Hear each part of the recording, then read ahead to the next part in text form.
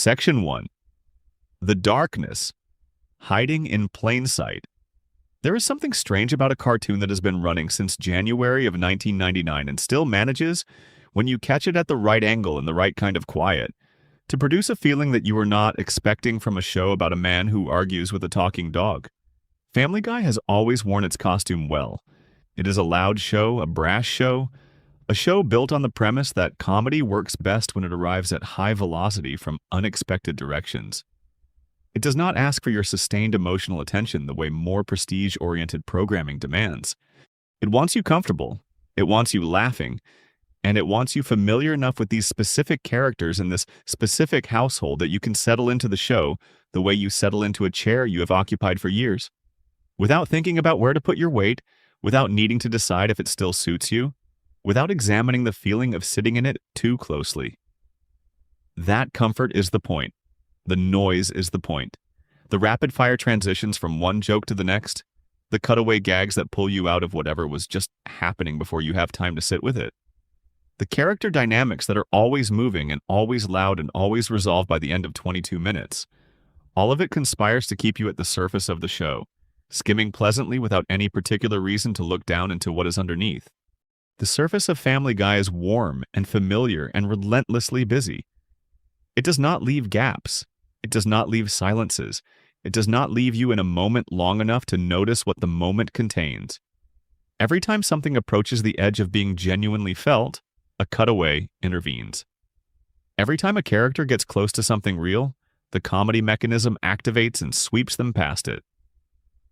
The show has been running this mechanism for more than 25 years with extraordinary consistency, and in that consistency there is something that can start, if you pay attention to it, to feel less like entertainment and more like an effort. Like the noise is working hard, like the speed has a purpose beyond simple entertainment. But look down long enough, past the surface noise, past the cutaway mechanism, past the familiar comfort of characters you have known for decades, and something begins to emerge from the deep. The fans who have looked most carefully are not the casual viewers who catch a rerun on a Tuesday night and drift off somewhere around the third act.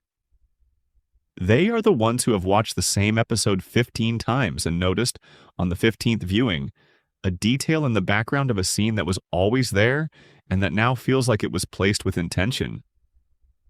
They are the people who track the show's internal logic across many seasons and found that it does not hold together in ways that are too specific and too consistent to be accidental. They are the ones who sat with the texture of certain relationships and certain character arcs long enough to recognize that the show has been describing something much stranger and much sadder than the comedy on the surface would suggest. Fans of this show have been generating theories about its hidden meanings and deeper structures for as long as the show has been on the air. These theories live in Reddit threads and fan wikis and late-night YouTube videos, and the kind of conversation that starts when two people who have been watching the same show for years discover that they have both independently noticed the same inexplicable thing. The theories range from playful to profound, from the kind that make you smile and say of course to the kind that make you set down whatever you were holding and stare at the wall for a moment. What follows is a collection of the ones that have earned that second kind of reaction.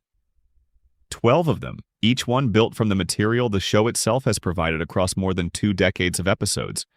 Each one grounded in specific scenes and specific lines of dialogue and specific character choices that accumulate.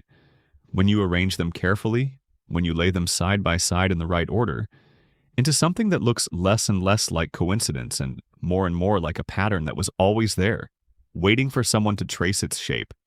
These theories are not official. Seth MacFarlane has not confirmed any of them. No one in the writing room has released a document explaining the hidden cosmological architecture of the Griffin household. None of what you're about to hear is canon in any formal sense. The show has never explicitly endorsed any reading of itself that departs from the stated premise that this is a comedy about a Rhode Island family doing silly things. But all of it is grounded in things the show actually did. The evidence is in the episodes. The evidence has always been in the episodes.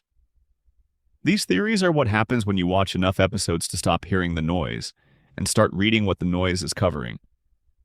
Some of these theories explain internal mysteries, why characters never age across decades of episodes, Why catastrophic events leave no lasting mark on anyone involved.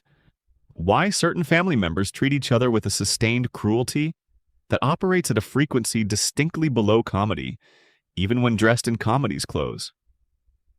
Some reach deeper. They touch the structure of the show itself, the nature of the world it depicts, and in several cases they arrive at a portrait of grief and tragedy so quietly embedded in the show's DNA that it fundamentally changes the emotional experience of watching. You do not need to be afraid of any of this. These are ideas built on a cartoon about a man who fights a giant chicken in increasingly elaborate battle sequences. But the best ideas have always carried weight in the dark, and some of what follows has a particular quality.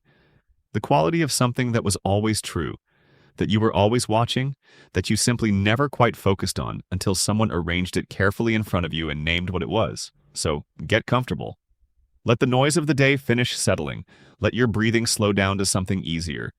The show is still on, somewhere in the background, still running its familiar loop of chaos and recovery and reset, still framing the Griffin family in the warm light of a Rhode Island evening, on a street that has looked the same since the final years of the 20th century. The laugh track is doing what the laugh track does. The cutaway mechanism is keeping the surface busy. And underneath all of that, in the corners where the comedy does not quite reach, patient as anything that has been waiting a long time, the theories are waiting. Let's look at them one at a time. One note before we begin: these theories are most effective when encountered the way you encounter anything that requires the kind of attention that ordinary daytime noise makes difficult. Not examined aggressively, not dismantled for weaknesses or tested against strict standards of literal interpretation. Approach the way you approach a piece of music that you are not entirely sure you understand, but that is doing something to your sense of time and space regardless. Let them arrive. Let the ones that feel true settle in somewhere, and let the ones that don't simply pass through without catching.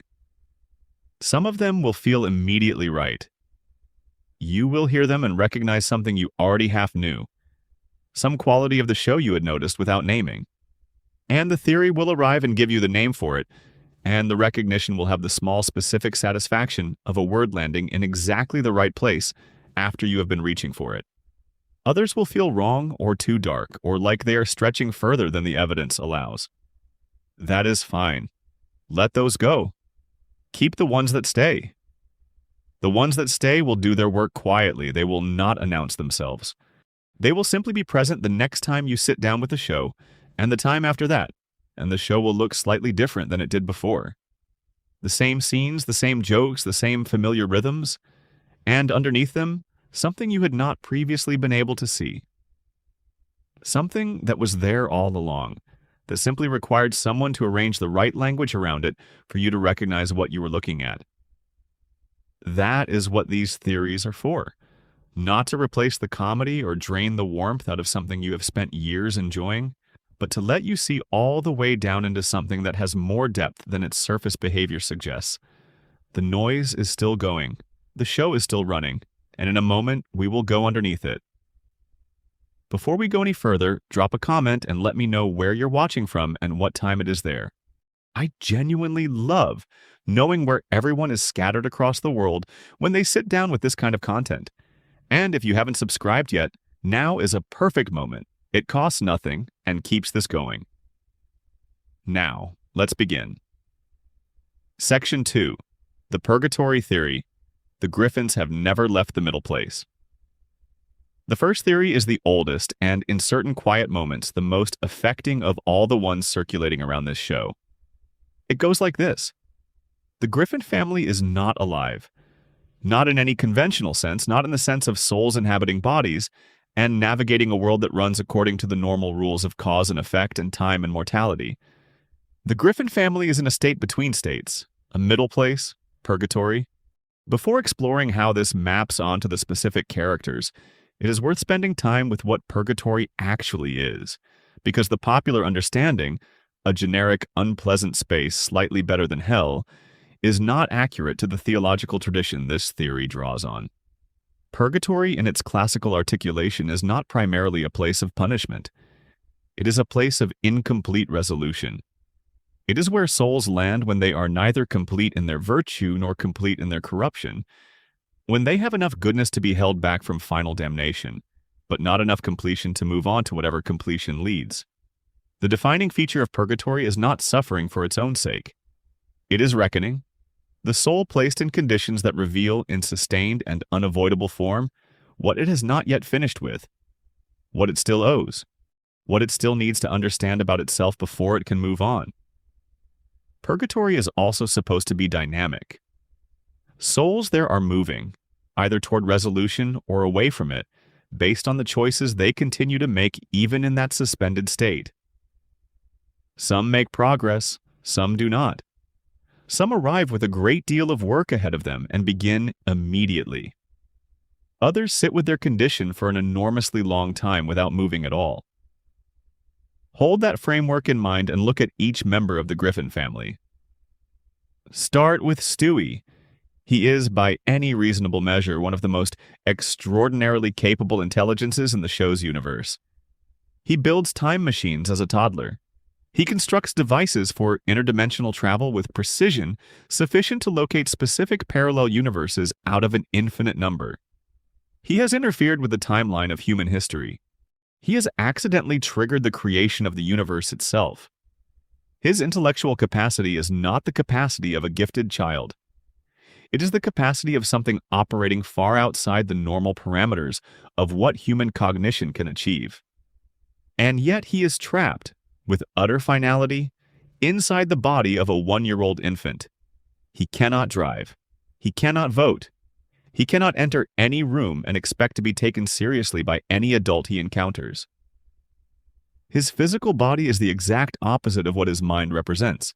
It is helpless, dependent, entirely at the mercy of a household that does not register what it is housing. The greatest intelligence in the show's universe is packaged in its most powerless possible container. If you were designing a purgatorial condition specifically calibrated to confront what an intellect like Stewie's most needs to reckon with, you could not do better. What does an extraordinary intelligence most need to understand? The conditions that existence places on all intelligence regardless of its quality. The way the body constrains the mind, the experience of being dismissed by people far less capable than you while remaining entirely dependent on their goodwill for your physical survival. The gap between what you are and what you can make other people perceive. Stewie's purgatory is perfectly fitted to Stewie. Now look at Lois. She comes from the Pewterschmidt family, and the show is very consistent about what this means. The Pewterschmidts are wealthy in a way that represents genuine social altitude. Not merely comfortable, but powerfully connected, possessing the particular access and ease that generational wealth provides in ways that no amount of recent money can replicate. Lois grew up in that world. She was formed by it, given by it a particular set of expectations and possibilities. And the life she lives now, the house on Spooner Street, the man she is married to, the daily management of chaos and financial instability, and the emotional labor of being the functional axis around which an entirely dysfunctional household barely manages to rotate, is the precise opposite of what the Pewterschmidt world prepared her for. She is an heiress living in conditions that deny her everything the inheritance implied. Not violently, not dramatically, but persistently. A permanent gap between potential and reality. A life spent managing the distance between what was promised and what arrived. Brian's condition is the most literally purgatorial of the four. He is a dog, not metaphorically, not in any comfortable euphemistic sense. He is an actual Labrador retriever who is also, without any possible reconciliation of these two facts, a consciousness of enormous complexity. He reads, he writes, he thinks about philosophy and the nature of meaning. He feels loneliness and connection and the specific pain of wanting to be taken seriously by a world that, for the most part, sees a dog when it looks at him. He is a consciousness in a body that does not match it, a soul in a form that other souls cannot easily look at directly and see what is actually there. His purgatorial condition is the gap between what he is and what he appears to be. The experience of existing in the space between categories, belonging fully to neither the animal world nor the human world, unable to claim the identity his mind suggests he deserves. And then Peter. His condition is the most internal and the most complex because Peter's purgatory is not imposed from outside. The thing that traps Peter is the gap between his love for his family and the damage he consistently causes them. Peter loves Lois and his children. In the early seasons, this is a consistent truth that underlies even the most chaotic episodes. The love is real. It is felt. It provides the emotional resolution that closes most episodes. And that love is not sufficient to prevent Peter from routinely destroying the very things he loves most. He cannot protect what he values. He cannot translate the genuine warmth he feels into behavior that actually serves the people it is directed toward. That gap between the love you feel and the harm you do is its own very specific and terrible form of reckoning. The reckoning of someone who means well and damages consistently, who must live inside the awareness of that discrepancy every day without the capacity to fully close it. Now here's where the theory gains its most eerie dimension. If the Griffins are in purgatory, and if purgatory is dynamic, if souls are moving either toward resolution or away from it based on ongoing choices, then you would expect to see movement across the show's history. You would expect some characters to be getting better and some worse, and the direction of each character's movement to mean something. Stewie begins the show as pure darkness. His desires in Season 1 are the desires of something genuinely dangerous. He wants his mother dead. He wants the world under his control, and he pursues these goals with a cold, methodical commitment that has very little resemblance to innocence regardless of the body he occupies. But across the seasons, Stewie softens. He develops genuine empathy. He becomes capable of real love, the kind demonstrated in his relationship with Brian. Love that costs him something. Love he would rearrange the timeline to protect. Under the purgatory reading, this is exactly what is supposed to happen. Stewie arrived with the most to work through, and he has been working through it. He is the character making progress. Lois, by contrast, does not move positively. The character who began the show as the warmest and most functional member of the household becomes harder as the seasons pass. Colder, more capable of casual cruelty toward Meg, more disconnected from who she was in the beginning. She is not moving toward resolution. She is doing something else. Something that under the purgatory reading suggests she has been in the middle place for a long time without doing much of the work it is supposed to facilitate. And then the most unsettling structural feature of this whole reading. In purgatory, consequences do not accumulate the way they do in actual life. Events happen, but their aftermath is temporary. Disasters occur, but their marks do not deepen with time. They exist long enough to teach, and then they are cleared, and you are placed back near where you were before, because the lesson was the point, not the consequence. This is, with precise fidelity, how Family Guy handles every single episode. The house burns down. The next week it is intact. Peter loses his job. The next week he has it back. Characters die and are alive the following week without explanation. Relationships are destroyed and restored. Damage accumulates for 22 minutes and then is perfectly erased, and everyone returns to their starting positions. This is not how life works. It is exactly how purgatory is supposed to work. The Griffin family has been in that reset loop since 1999, and whether any of them are close to whatever comes after the loop finally stops is something the show has never approached. Maybe because the show is the purgatory. Maybe because the moment the reckoning is complete, the show ends. And none of them are finished yet.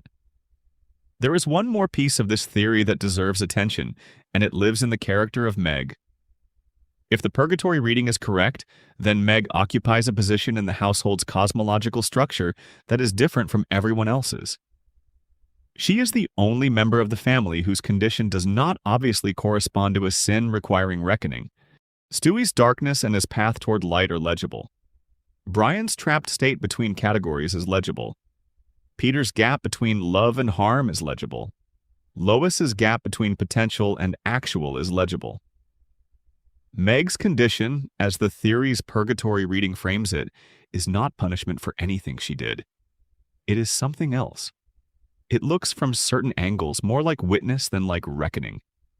She is present. She is fully present.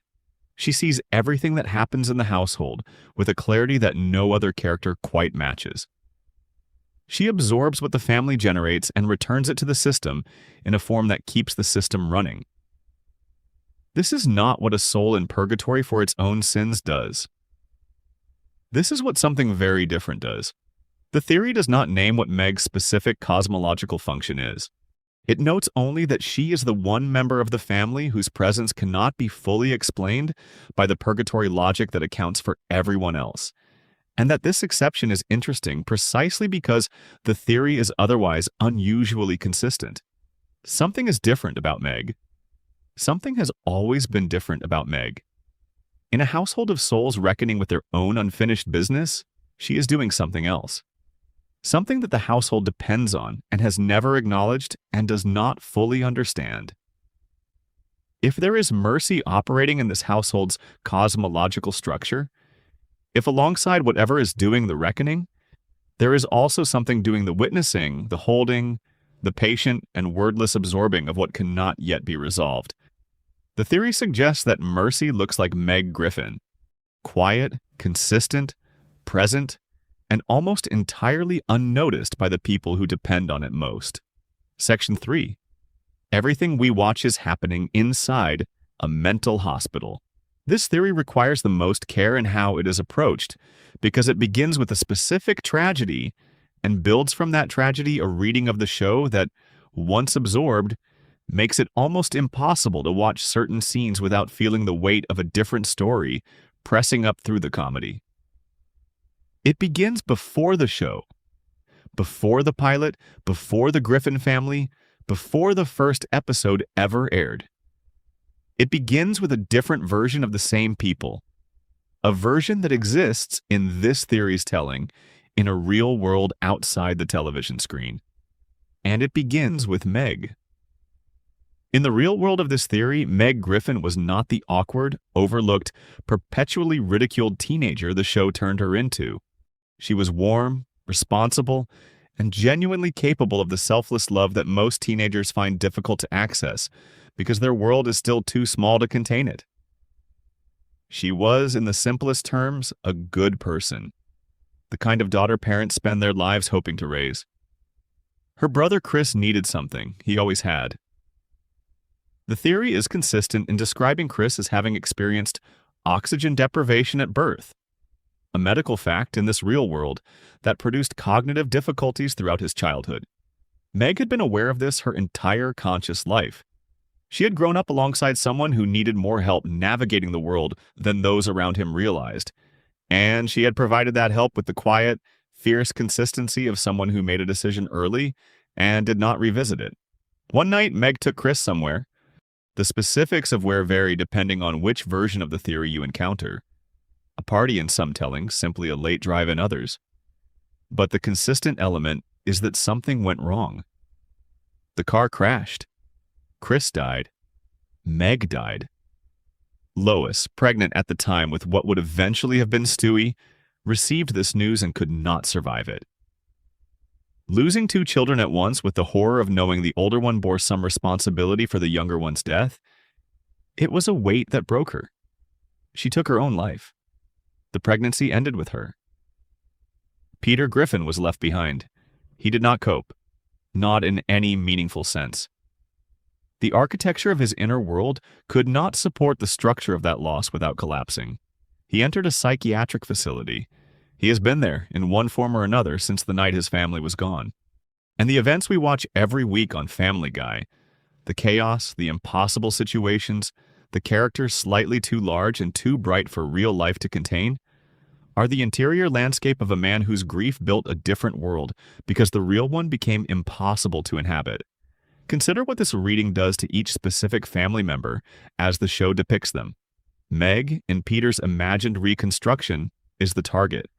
She is unpopular, overlooked, dismissed, and ridiculed by the people who should care most about her. She has been stripped of everything she actually was: the warmth, the capability, the quiet, selfless love that defined her. She is the family's perpetual failure. And the theory says this is not coincidence. Peter cannot remember Meg as she actually was. The love he had for her, combined with the horror of her loss and the impossibility of holding both feelings at once. Those two things would break him if he let himself feel them fully. So his imagination has protected him.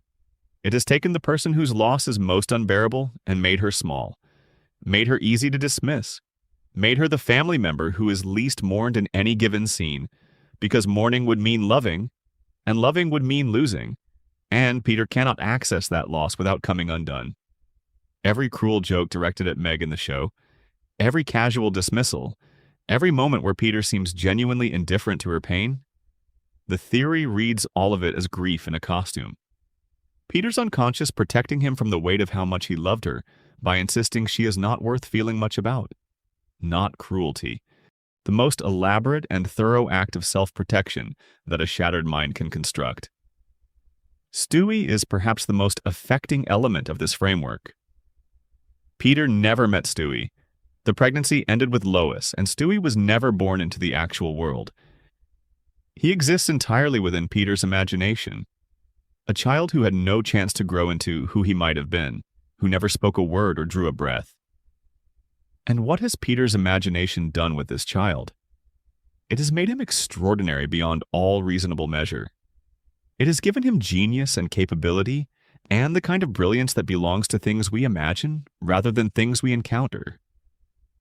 Because when you never get to find out who someone would have been, imagination fills the uncertainty with everything, with all the greatness that did not get to happen.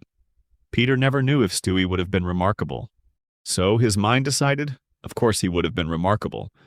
Of course the son he lost before meeting him would have been the most capable person in any room. How could Peter let himself believe anything else about a child who never got the chance to be anything at all? Brian represents something different. The part of Peter that still thinks clearly, externalized. Brian is Peter's intellectual ideal given a separate body and a separate name, placed into the fantasy world where Peter can observe it from outside rather than having to identify with it directly.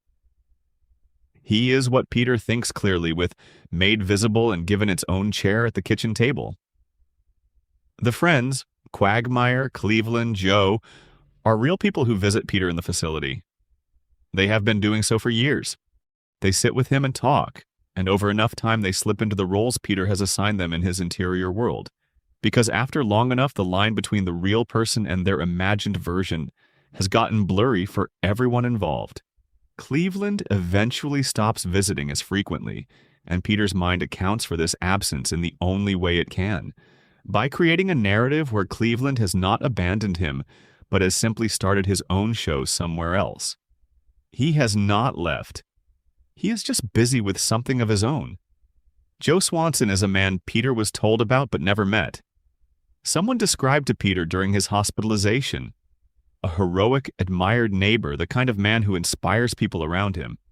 Because Peter had no direct experience of Joe, he built Joe from imagination with perfect freedom. And what his imagination produced was the kind of person Peter most needed to believe existed somewhere in the world. Capable. Admired. The kind of father and husband and neighbor that Peter, in his better moments, wanted to be. The evidence that makes this theory feel most uncomfortably real is not in any single dramatic scene. It is in the texture of the reset, in the way nothing ever sticks, in the way Peter's family can be imperiled 100 times and never truly lost. A man who has already lost his family once, completely and permanently, that man's imagined world would be designed specifically to make loss impossible, to make everything recoverable, to ensure that no matter how bad things get, the next week the house is standing, and the family is at the table, and Peter can look at the people he loves and find them still there. The reset button that everyone identifies as the show's greatest creative failure, the refusal to let consequences stick, the inability to allow real change to accumulate, is not a failure under this reading. It is the single most essential feature of what Peter has built. The one non-negotiable requirement of the world he has constructed inside his grief. Every reset, every consequence that evaporates by morning, every disaster that leaves no lasting mark. All of it is Peter Griffin refusing, at the most fundamental level his mind can operate at, to let his family be taken from him again. Sit with that for a moment, and then, if you can, watch a Family Guy episode and count the resets. There is one dimension of this theory that surfaces when you extend it to the smallest details of the show. Not the major plot events or the character arcs, but the throwaway moments, the brief pauses between jokes, the half seconds when a character's face does something that the comedy around it does not entirely account for. The show, if you look for these moments, contains many of them. A look on Peter's face between scenes that does not match the comedy of the scene he just came from. A moment in the background where Lois seems to look at something that is not there. A beat in the kitchen that goes slightly longer than necessary and ends without explanation. The theory holds that these moments are the seams. They are the places where the constructed world and the grief that constructed it press against each other from opposite sides, and the pressure makes the surface of the fantasy thin enough to almost see through. They are not mistakes in the production. They are the places where the imaginary world Peter has built is working harder than usual to maintain itself against the weight of what it was built to cover. The most consistent of these moments involve Meg. There are scenes scattered across many seasons where Peter looks at Meg with an expression that does not fit the comedy. An expression that contains something the joke does not account for. Something that exists independently of whatever the plot is doing in that moment. The theory reads these as Peter's constructed world, briefly failing to fully erase what it is covering. The resentment his unconscious has assigned to Meg slipping for a moment, and behind it, for just long enough to not quite hide it, something that looks like grief. The man in the room somewhere is still there in those moments. Still holding on, still refusing to stop. Still turning the pages of the story he has built for himself, even when the pages get thin enough to see through. The show has run for more than 25 years. Whatever Peter is doing in the room, whatever level of consciousness is still engaged with the project of building and maintaining and repopulating this household week after week, it has been doing this for a very long time. The endurance of it is something the theory wants you to hold, alongside the tragedy of it. This is not a passive state. This is not someone who checked out. This is someone who has been actively constructing, with whatever cognitive resources remain available to them, the specific world that the people they loved used to inhabit. Every episode is a morning when the house is still standing. Every reset is the particular mercy of a mind that has found, in its grief, the one thing it can still do that feels like it matters. Build the house. Populate it. Let the day run. Let the consequences clear. Build the house again tomorrow. For 25 years. The love required to do that for 25 years is not a small love. Whatever else you want to say about Peter Griffin, and the theory, like the show, gives you plenty to say, the love is not small. Section 4. Stewie's powers are real and the world is not paying attention. Most people encounter Stewie Griffin and accept the premise the show offers. Here is a funny baby with an implausible command of advanced physics who plots against his mother for laughs. You accept this the way you accept any cartoon premise, with the understanding that the internal logic of an animated comedy does not need to survive scrutiny. But this particular premise does not function simply as a running gag. It is too internally consistent, too specifically accumulated, too carefully detailed across too many episodes. The theory that has built up around Stewie's capabilities holds that the show has inadvertently made an argument for something far stranger than a funny baby, and that once you assemble all the evidence in one place, the argument is surprisingly hard to set aside. Begin at the very beginning. The first episode of Family Guy. Not a later season when the character had been established and writers were working within a defined framework. The very first episode, before any of Stewie's qualities were locked in, before the audience had been introduced to who he was supposed to be. In that first episode, Stewie already has a functional mind control device that he built himself. He has a laser gun he constructed and disguised as a sandwich. He has a weather control machine sophisticated enough to alter global atmospheric conditions. These are not toys. They are not things a precocious child might build with patience in a chemistry set. They are devices that do not exist in the real world. Things that the most sophisticated research institutions on Earth have not produced after decades of effort with essentially unlimited resources. Stewie built them in his bedroom as a 1-year-old. The accumulation of what Stewie constructs across the show's full history is genuinely staggering when you lay it out at once. A time machine with enough precision to navigate to specific historical moments. An interdimensional travel device that locates specific parallel universes out of an infinite number of possibilities. A teleportation device. A shrink ray. A clone machine. A digital interface for entering other people's dream states.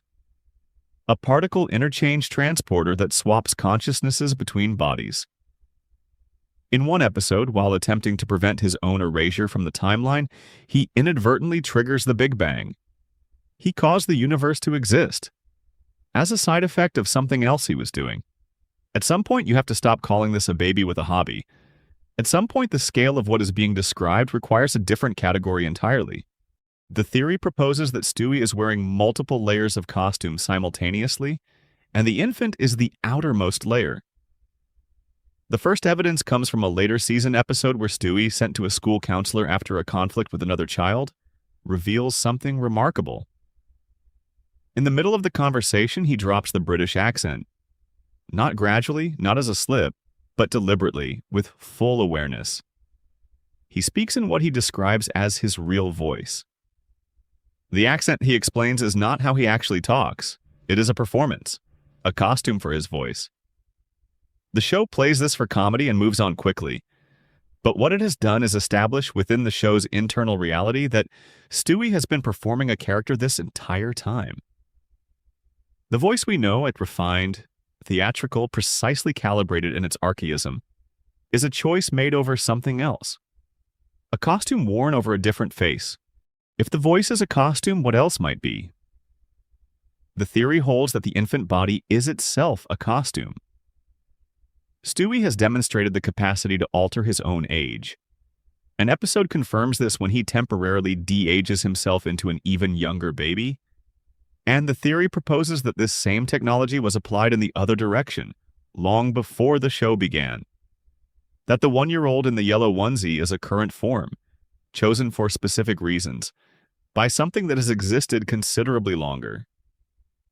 What reasons would something extraordinarily powerful have for choosing to inhabit an infant's body in a suburban Rhode Island household? The theory offers several, none mutually exclusive. Observation. An infant is invisible in the most thoroughgoing way possible. Everyone who encounters Stewie treats him as a baby who babbles. His actual activities go entirely unregistered by the household. He has perfect cover. He can build time machines in his bedroom and nobody notices because everyone who walks into that room sees a baby's room and processes nothing further. Personal attachment. Something in Stewie's situation drew him specifically to Brianic, and being near Brian required being in the Griffin household, and being in the Griffin household in any capacity other than as an infant would produce complications that an infant does not produce. And the most affecting possibility, the de-aging theory, which proposes that Stewie has used his technology not just on himself, but on everyone in his immediate world, specifically to halt the passage of time and prevent the natural progression of events from ending the specific configuration of relationships he currently values. The characters in Family Guy never age. Under this reading, they don't age not because of cartoon logic, but because Stewie is actively preventing it. He is doing something to keep Brian from dying at a dog's normal pace. He is maintaining the household in amber because the alternative, the version of events where Brian is gone and Stewie is the only one who remembers what it was like when Brian was there, is something he has decided not to accept.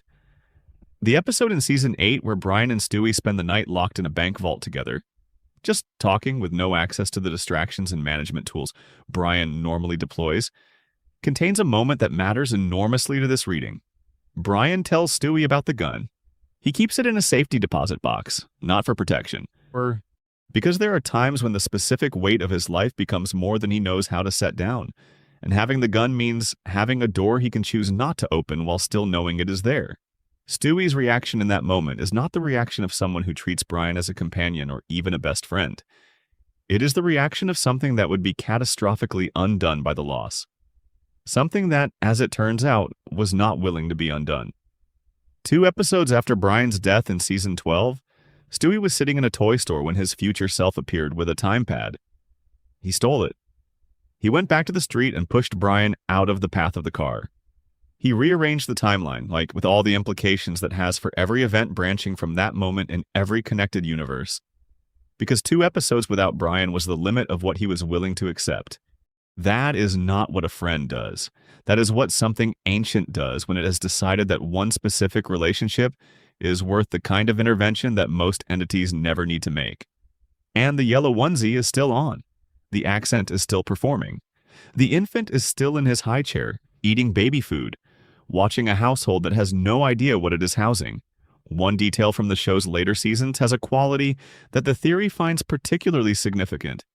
In the Season 8 episode where Brian and Stewie are trapped in the bank vault overnight, the one that the previous section identifies as the most important episode in the show's history for understanding Brian, there is a specific moment involving Stewie that the theory notes with care. When Brian reveals what he has told no one else, when Brian says what is in the safety deposit box and why it is there, Stewie's reaction is not performed. It does not have the theatrical quality that Stewie's emotional expressions usually carry, the slightly too precise calibration of someone who has learned to perform, affect rather than simply feel it. The reaction is unperformed. It is genuine in a way that almost nothing else the show depicts is genuine, and the theory suggests that this is because it caught something that Stewie did not have time to translate into performance before it arrived. Whatever sits beneath the yellow onesie and the British accent, and the elaborate villain persona, whatever the actual inner life of the entity currently occupying the infant form looks like, it made contact with the information that Brian shared, and the contact happened faster than the performance layer could process and translate it. What Stewie looked like in that moment is what Stewie actually is in every other moment. The rest of it, the football-shaped head, the catchphrases, the elaborate plans, the way he holds himself in scenes where he is performing the role of the character the audience has learned to recognize. All of it is what sits on top of what that bank vault moment briefly showed. What briefly showed was something that was scared. Something that had found the specific relationship in all its long existence that it was not willing to lose. Something that, when confronted with the information that the other member of that relationship had been sitting with the possibility of not existing, responded from the very deepest available level of whatever it actually is. That is what Stewie Griffin is. Beneath all the rest of it, that is what he is. And the yellow onesie is still on, and the accent is still running, and the infant is still in his high chair, but you know now. And the knowing changes how you watch every scene he is in. Section 5. Brian Griffin is racing a clock. He cannot stop watching. Brian Griffin is a Labrador Retriever. The show establishes this with consistent clarity, and it establishes other things that follow from it. Things the show would prefer to treat as jokes and move past, but that the theory refuses to let pass so easily. In one early episode, Peter tells Brian, in the middle of an otherwise ordinary conversation, with the casual thoughtlessness of someone who has not quite processed what they are saying, that Brian will die approximately 50 years before Peter will. This is not a complicated calculation. A large breed dog like a Labrador lives perhaps 10 to 12 years under optimal conditions. At the time of the show's early seasons, Brian was already around 8 years old. The arithmetic does not land anywhere comfortable. The show treats Peter's comment as a throwaway line. Both characters react to it the way you react to information you have already filed away and decided not to examine too closely. The conversation continues. The plot moves forward. But the theory is interested in what happens inside Brian in the moment after that line lands. Not what he shows on the outside, Brian shows very little on the outside in that moment. But what the comment connects with. What has been sitting there underneath the dry wit and the martinis and the half-finished novel, and the series of failed relationships waiting for someone else to name it. Brian already knew. He has always known. The life expectancy of a dog is not a mystery to a dog who can read and think and engage with the full scope of human knowledge, including the specific category of knowledge that concerns the lifespan of Labrador retrievers. Brian has known, since he was old enough to understand it, that his time with the people he loves is a fraction of their time with each other. He will be gone and mourned and eventually incorporated into memory while Peter and Lois and Stewie and Meg and Chris are still in the house on Spooner Street, still filling the shapes of the relationships Brian currently occupies. The theory holds that this awareness is not peripheral to who Brian is. It is the organizing fact of everything he is. Everything about him. The drinking, the writing, the relationship failures, the political soapboxing that gradually overtook other aspects of his personality, the specific flavor of his sadness when he is honest enough to let it be visible. All of it is downstream of this one central awareness. Start with the drinking. Brian's relationship with alcohol is one of the most consistent features of his character across the show's entire run. He reaches for a drink the way some people reach for a phone. Reflexively, in moments of stress or boredom or social discomfort, as if having something in his hand provides management over moments that would otherwise be unmanageable. The show treats this as characterization. The theory treats it as a response. Drinking for Brian is not primarily about the effect of alcohol. It is about managing a specific awareness that he cannot turn off and cannot resolve. It is a way of sitting with the clock without having to look at it directly. A way of making the time between now and the end feel slightly softer around the edges, slightly more navigable, slightly less like something racing toward a wall. The writing career matters enormously under this reading. Brian's persistent, sometimes desperate, frequently humiliating effort to be taken seriously as a writer, to publish something that outlasts him, to leave behind something people will encounter after he is gone, is not simply a character flaw or a running joke about pretension. It is the behavior of someone racing a deadline much closer than anyone around them faces. When the boxes of unsold copies of Faster Than the Speed of Love arrive at the house, the comedy of the scene is built on humiliation. But underneath the humiliation is something quieter and more devastating. A creature who is trying to leave something behind, watching that attempt collapse.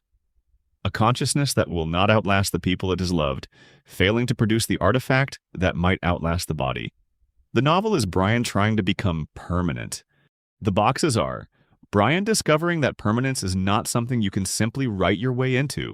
The Bank Vault episode is the most important in the show's history for understanding what Brian actually is beneath the dry commentary and the literary aspiration. Locked overnight in a vault with no access to alcohol or distraction, or any of the mechanisms he normally deploys to keep the underbelly of his inner life from being visible, Brian talks. He says he has a gun in his safety deposit box in that vault. Not for protection. He keeps it because there are times when the specific weight of his life, the failures, the limitations, the awareness of the clock, becomes a weight he does not know how to set down. Having the gun means having a door he can choose not to open while still knowing it is there. The show allows this moment to be funny because it is delivered with Brian's characteristic dry restraint. But the moment is real. The gun is real. The weight is real. The awareness of what the gun represents about the internal life Brian has been carrying through all those seasons of wit and alcohol and failed relationships. That is real. Then, season 12. Brian was hit by a car and died. Stewie's grief in the scene at the vet's office was one of the most genuinely affecting things the show had produced in years. The kind of grief that does not perform, that simply sits with the awful plainness of loss. The family held a funeral, and 2 episodes later, Stewie went back in time and prevented it, and Brian came back, and the show moved on. But what did Brian come back knowing? The show does not address this. The theory says he came back with the confirmation of something he had perhaps feared, but not been certain of. That the death he has been living alongside the awareness of since the beginning is real. That it is specific. That it comes on an ordinary afternoon while you are playing street hockey, and a car you did not see in time comes around a corner. He also came back knowing something else. That someone loved him enough to break the laws of physics for him. That Stewie, who understands the consequences of temporal interference, and is capable of restraining himself when restraint is warranted, chose not to restrain himself, chose to rip the fabric of causality open, rather than let Brian stay dead. The theory suggests this knowledge sits inside Brian now, not as comfort, as a different kind of weight. He knows what his death would do to the one person in the world whose grief he cannot be indifferent to. He knows what he would cost Stewie, and he still drinks too much, and he still cannot quite finish the things he starts, and he is still racing the clock in ways he cannot articulate but cannot stop. The clock is still running. Whatever Stewie may be doing to slow it down, the clock is running, and Brian feels every second of it. There is a version of Brian Griffin's story that the show has always been telling in the background, behind all the other stories it was telling in the foreground. It is the story of a specific kind of intelligence confronting a specific kind of mortality. Not the abstract mortality that all conscious beings must eventually confront. Not the general human awareness of finitude, but something sharper and more immediate than that. Something with a face and a timeline and a number attached to it that Brian can calculate and has calculated and carries with him every day with the specific weight of a number that does not change no matter how much you wish it would. The dog years. Calculation. 10 to 12 years, under good conditions for a large breed. 8 years old at the show's beginning. The math is not kind. It has never been kind. And Brian has been doing the math since the moment he was old enough to understand what the math meant. What does it produce in a person, in whatever Brian is, in the specific consciousness that occupies the body of a Labrador retriever, and reads Hemingway and drinks martinis and wants desperately to be taken seriously by a world that mostly sees a dog? What does it produce to know that the people you love will still be sitting at the same kitchen table long after you are buried in the backyard? What does it do to the way you hold every conversation? What does it do to the way you reach for the drink? What does it do to the novel you have been trying to write for years, the novel that has not come together yet, the novel that you need to finish before the number runs out? Brian Griffin's entire character, in the theory's reading, is the answer to these questions. Every choice he makes, every version of himself he presents to the world, every failure and every reaching and every drink and every failed relationship, all of it is the specific shape that a consciousness takes when it is living inside that particular set of constraints. All of it is what happens to a mind like Brian's when it is pressed against the awareness of its own brief duration and not given any satisfying way to resolve that awareness. And he cannot talk about it. Not really, not in the normal flow of the show's episodes. The show does not give him the space to talk about it except in one specific episode in one specific vault. And in that episode, he said what he said, and then the show moved on. In the next episode, Brian was back to his normal self. And the conversation in the vault existed as a sealed capsule of truth in a show that does not normally traffic in that kind of truth. But it is there. It is always there. You just have to know to look for it. Section 6. The Multiverse Theory. Which version of the Griffins are we actually watching? Before getting into the architecture of this theory, take a moment with the specific quality of watching a Family Guy episode that you have seen before. Not the nostalgic warmth of revisiting something familiar, though that quality is real and the show produces it reliably. Something slightly different from that. A quality of near recognition. The sense that the episode you are watching is almost the episode you remember, but not quite. A joke lands at a slightly different angle. A character's response feels marginally off from what you predicted. A plot resolution arrives close to what you expected, but with one small element out of place. Most people experience this and attribute it to ordinary memory failure. The theory considers whether it might be something else entirely. Season 8, Episode 1. Stewie is explaining something to Brian that he treats as obvious, and Brian is pretending to have already known. The theory states, Stewie says with patient condescension, that there are an infinite number of universes coexisting with ours on parallel dimensional planes. In each of these alternate universes, the reality is different from our own. Sometimes only slightly, sometimes quite radically. The point is that every possible eventuality exists somewhere. What follows is an episode in which Stewie and Brian, travel through several different versions of the show's world, each rendered in a different animation style, each populated by familiar characters operating under different rules. A universe where Christianity never existed, and humanity is 1,000 years more technologically advanced, where the absence of one religious tradition removed the brakes from scientific progress, and the result is a civilization operating at a level the main universe will not reach for centuries. A universe where the Flintstones aesthetic is real and Stone Age life is somehow perfectly viable. A universe where Japan won the war, with all the cultural consequences that implies. A Disney aesthetic universe of impossible beauty and music, and a specific, slightly unsettling perfection where everything is charming in ways that are a little too consistent to feel organic. A stop-motion universe. A universe where dogs rule and humans are the pets, where the entire power dynamic of the main show's most important relationship is reversed. It is funny and inventive and very watchable, and the show uses it for an episode and moves on. But the theory is not done with what the episode confirmed, because the episode established something important as a hard fact within the show's internal reality. The multiverse is not theoretical in the world of Family Guy. It is not a thought experiment, not a philosophical position that Stewie is advancing in the abstract.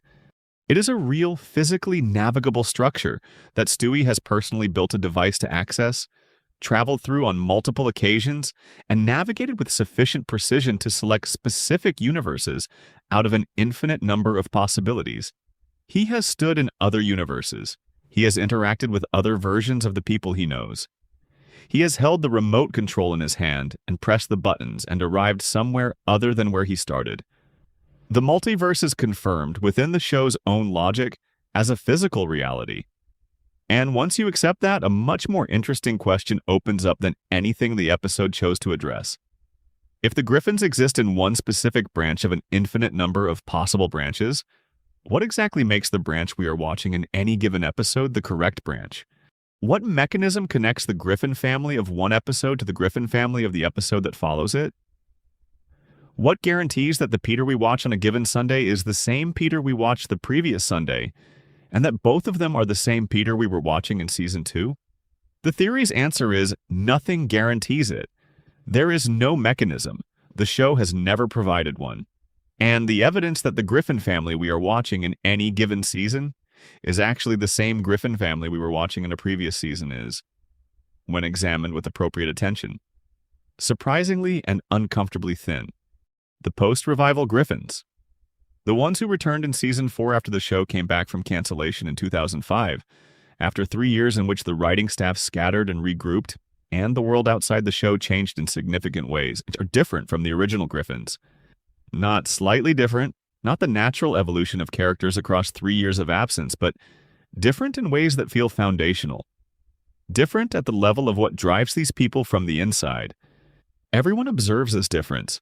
The casual explanation is creative change. New writers bringing new sensibilities. The natural drift of any long-running show over time.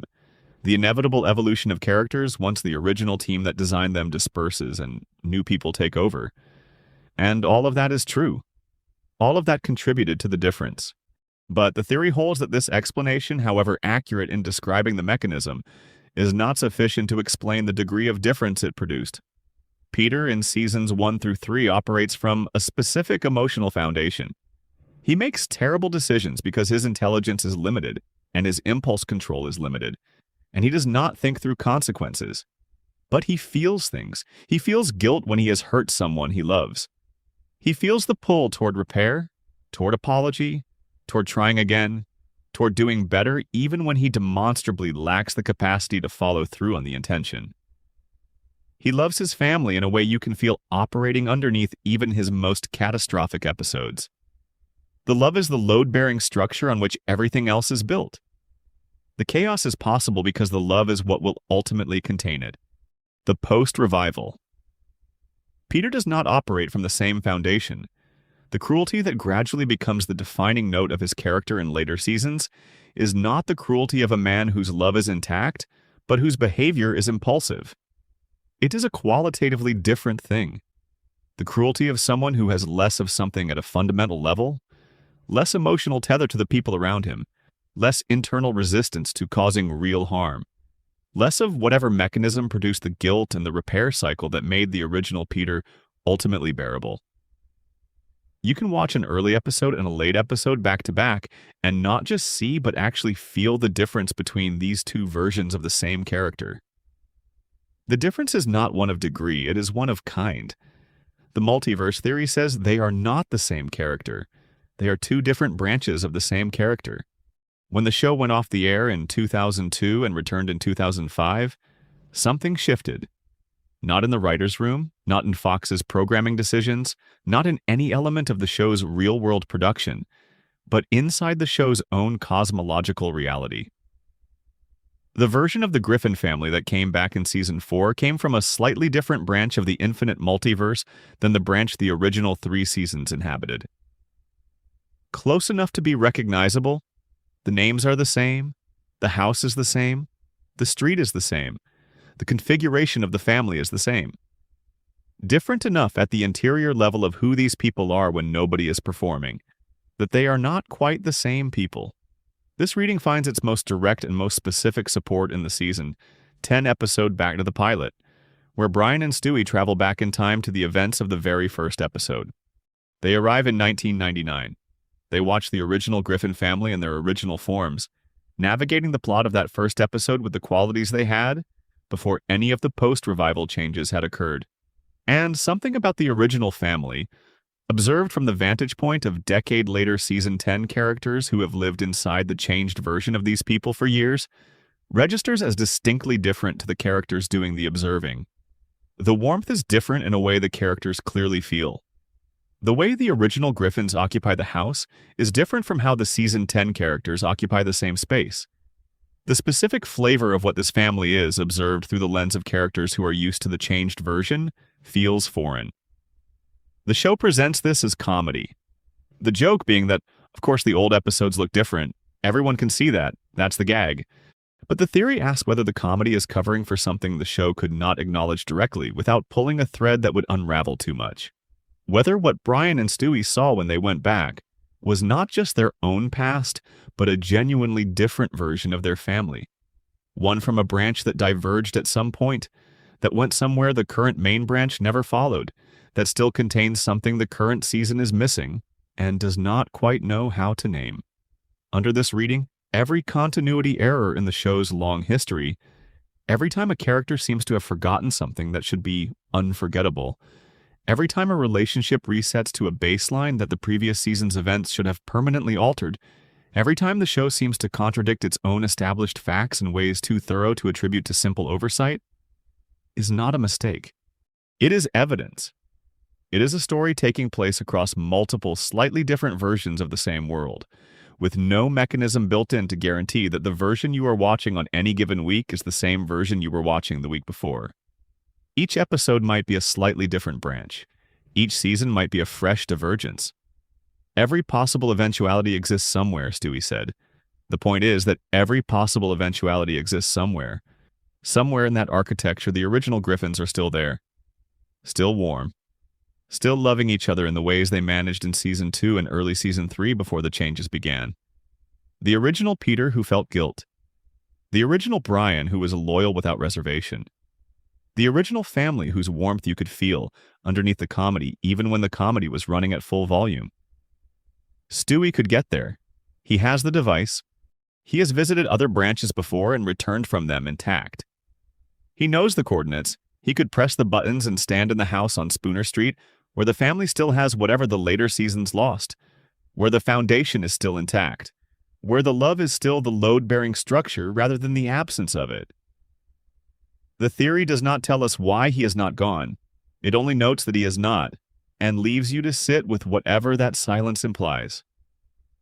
Section 7. Meg Griffin is the most strategically intelligent person in the house. The Meg theory is the one that shifts the show's emotional center most completely. It does not add a supernatural element.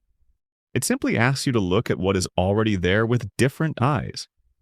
To see Meg not as the recipient of the show's most sustained cruelty, but as the person who has understood the situation most clearly all along and has been managing it at enormous personal cost for the entire duration of the show.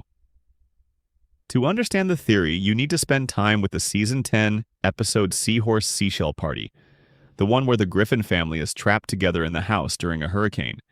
This is the episode most people identify as the show's worst moment in its treatment of Meg, and the episode the theory identifies as the most revealing thing the show has ever done. The central event is Meg's breakdown.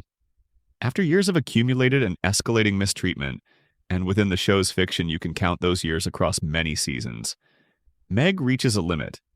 The family is stuck together with nowhere to go and nothing to distract them, and the weight of everything done to her becomes heavier than what she can hold in place with ordinary effort. She turns to her family and says, with precision and with evidence, exactly what she thinks of each of them. She tells Peter what he is. She tells Lois how she has failed as a mother. She catalogs the specific ways the household dynamic has damaged her and the specific behaviors of each person that contributed to that damage. She is correct on every point. Every single thing she says is demonstrably true, supported by things the show has actually depicted across its history.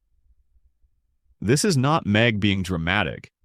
This is Meg giving testimony. For a moment, the episode seems to be doing something extraordinary, acknowledging what it has been doing, naming it honestly, giving Meg the thing she has been denied for so long. It feels like justice. Then the episode reveals what happens when Meg stops absorbing the damage. Without her as the shared target, the family turns on itself with remarkable speed. Peter attacks Lois. Lois attacks Peter. Chris finds targets in both directions. The household reveals itself as something that was always one step from implosion, held at that single step by Meg being available to absorb all the energy that would otherwise have nowhere to go. Without her in that role, the family is 4 people with unresolved grievances and no appropriate outlet. Meg, observing this, makes a choice. She goes to Brian. She takes back what she said. She accepts her role. She reabsorbs. Most people watching this are horrified, and rightly so. The message the episode seems to send about victims of abuse accepting their victimization for the sake of their abusers is a message that deserves the critical fury it received. But the theory is interested in something slightly different. It is interested in Meg's clarity. The choice Meg makes at the end of that episode is not the choice of someone who does not understand what is happening to her. It is the choice of someone who understands the situation with complete and unsparing accuracy and has made a cold-blooded decision about what her available options actually are. She is not deceived. She is a person who has looked at the specific ecosystem she inhabits, calculated the consequences of available actions with the precision of someone who has been running this calculation for years, and arrived at a conclusion about what her role needs to be to prevent a worse outcome. That is not the behavior of the show's punchline. That is the behavior of the show's most strategically sophisticated actor. The theory extends this reading backward across Meg's entire arc. It suggests she has always been the most emotionally intelligent member of the Griffin household, that the qualities that look like victimization from outside are, from inside, the qualities of someone managing an extremely difficult situation with the limited tools available to her. The invisibility the show depicts as pathetic is, under this reading, partly strategic. Someone who has learned that being noticed in this household is rarely advantageous has developed the skills of not being noticed when she does not need to be. The episodes that give Meg genuine moments of strength or capability or connection support this reading. She meets Lisa Simpson and discovers real musical talent and real friendship. She demonstrates physical toughness in situations that require it. She shows in the later seasons that finally began treating her with more care that she is capable of real resilience, that she has been carrying something this whole time that required enormous strength to carry. The evidence was always there. Meg was always that person. The specific conditions of the Griffin household required her to be something else, and she complied, because the calculation she ran told her that compliance was the most effective available strategy given the constraints she operated within. But the cost of the strategy is real and enormous. Whatever version of herself Meg might have had access to if the circumstances had been different, whatever she might have become if she had not spent so much of her available energy maintaining the household's equilibrium, that is the loss the theory asks you to sit with. Not the cruelty done to Meg, which the show made visible. The person that cruelty prevented from becoming fully visible, which the show only occasionally glimpsed. That person was always there. She has been there for the entire run of the show. She has simply been occupied with something more pressing than becoming herself. Something that nobody asked her to do and nobody thanked her for doing, and nobody noticed was necessary until the one night she stopped. She is still doing it now. Every reset, every episode, every week absorbing what the household generates so that the household does not have to face what it generates. Working quietly in the background of a show that has spent most of its time pointing the camera somewhere else. There is one dimension of the theory that touches on Chris, Meg's younger brother, and what his relative ease within the household reveals about what Meg has been doing all along. Chris is, of all the Griffin children, the one most clearly modeled on his father. He has Peter's build, Peter's capacity for stumbling through situations with more warmth than competence, Peter's quality of moving through a room as though the room has been arranged specifically for his comfort. He is, in many ways, the continuation of the Peter Griffin story, one generation down. And Chris has not become what Meg has become. He has not taken on the household's distributed dysfunction. He has not made himself available as the configuration's stabilizing element. He moves through the Griffin house with a quality that is, relative to Meg's demonstrated relationship with the household's dynamics, almost remarkably unburdened. The theory reads this as a consequence of Meg's work, rather than a reflection of any fundamental difference in Chris's character or resilience. Someone has been carrying Chris's share. Someone has been intercepting the weight that would otherwise be distributed more broadly across the Griffin children and absorbing it before it reaches him. The only person in a position to do that, the only person in the household who has demonstrated both the awareness and the sustained capacity for that kind of invisible labor, is Meg. She has been protecting her brother, without telling him, without expecting acknowledgement, without receiving anything in return that looks like gratitude or even recognition that she is doing anything at all. It is consistent enough with every other thing the theory identifies in her behavior that extending the reading to cover Chris requires almost no additional effort. It is the same pattern expressed in one more direction. Chris Griffin has no idea. He sits in his room and draws his strange pictures and makes his odd jokes and stumbles through James Woods Regional High School with a quality of cheerful, good-natured obliviousness that reads as comedy. And under the theory's reading, it reads as something slightly more than comedy. It reads as the unburdened quality of someone whose weight has been carried by someone else for so long that they have never had occasion to feel what the weight actually feels like. Meg knows what it feels like. She has known for the entire run of the show. She has set it down exactly once, on one night during a hurricane, for the duration of one episode.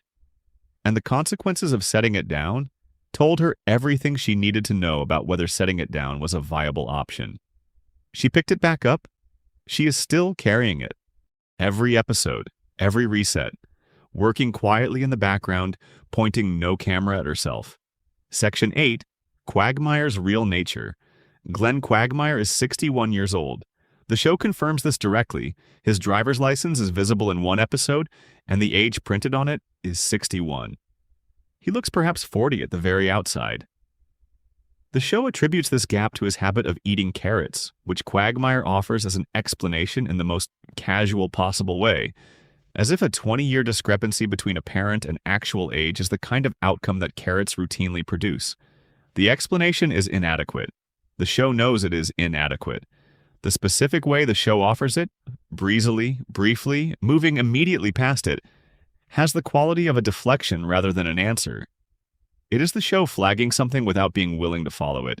The theory about Quagmire begins with the age discrepancy and assembles everything else around it. He does not age visibly across any of the show's seasons.